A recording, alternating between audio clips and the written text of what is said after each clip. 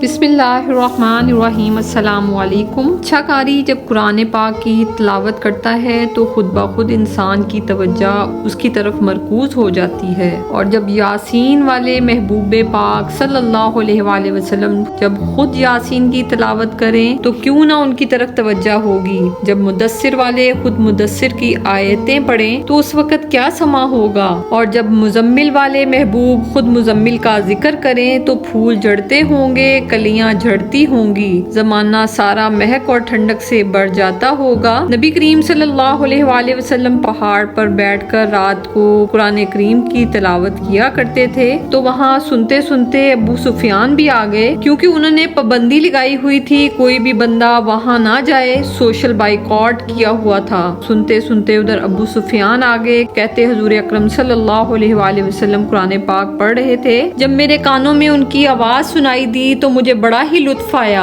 وہاں قریب ایک جھاڑی تھی تو ابو سفیان اسی جھاڑی میں بیٹھ گئے۔ ساری رات نبی پاک صلی اللہ علیہ وآلہ وسلم قرآن پاک کی تلاوت کرتے رہے، اور ساری رات ہی ابو سفیان نے قرآن پاک سنا۔ کہتے مجھے نہیں معلوم تھا کہ وہاں اخنس بن شعیب بھی آیا ہوا تھا، وہ بھی دیکھنے آیا تھا کہ کوئی اور تو نہیں آیا، اور وہ بھی جھاڑی میں بیٹھ کر ساری رات قرآن کریم کی تلاوت سنتا رہا۔ ادھر سے کہیں ابو جہل بھی آ گیا، حالانکہ اتنا پتھر دل تھا، مگر جب مصطفیٰ کریم علیہ السلام قرآن پاک کی تلاوت کرتے تو وہ بھی آ جایا کرتا اور قرآن سنا کرتا تھا۔ یہ تینوں پکے کافر تھے اور تینوں ہی جھاڑیوں میں چھپ کر قرآن پاک سنتے رہتے تھے۔ صبح جب جانے لگے تو ملاقات ہو گئی، ایک نے دوسرے سے پوچھا بتا تو کدھر، اور دوسرے نے تیسرے سے پوچھا، اس طرح آپس میں ایک دوسرے سے پوچھنے لگے کہ تو یہاں کیا کر رہا ہے۔ پھر تینوں ایک دوسرے کو کہنے لگے ہم تو یہاں یہ دیکھنے آئے تھے کہ یہاں کوئی آتا جاتا تو نہیں۔ ان میں ابو جہل زیادہ شاطر تھا اور کہنے لگا آج تو آگے کل کوئی نہ آئے، لیکن یہ ایک فطری عمل ہے، جہاں دل لگا ہوتا ہے وہاں دل کھچا چلا آتا ہے، دل کا بھی اپنا ہی معاملہ ہے، جب وہ کہیں لگ جائے تو پھر اسی طرف کھچتا ہے۔ اسی طرح ان کا دل قرآن پاک کی تلاوت میں لگ گیا۔ کریم آقا صلی اللہ علیہ وآلہ وسلم کی دلکش آواز جب وہ قرآن پاک کی تلاوت فرماتے، کہتے رات کو سب اپنی اپنی چارپائی پہ لیٹے۔ آتش نے کہا وہ مزہ دیا ہے تڑپنے، میری آرزو ہے یا رب کہ میرے دونوں پہلوؤں میں دل بے قرار ہوتا۔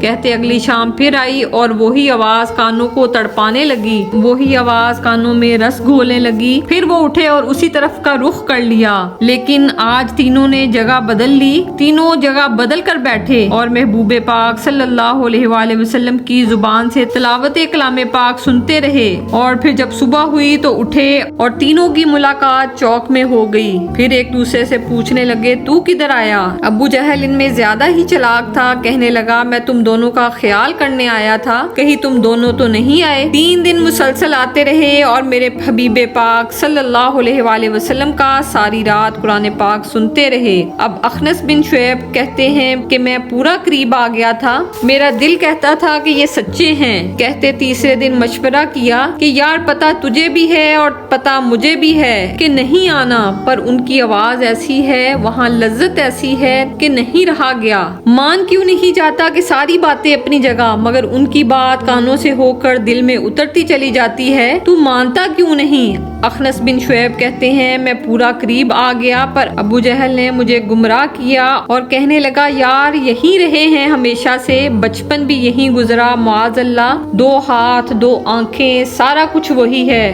کن پٹیاں سفید ہو گئی تو کہتا ہے میں اللہ کا نبی ہوں، معاذ اللہ۔ اس نے وسوسہ اندوزی کی، کہتے میں پھر بیک ہو گیا۔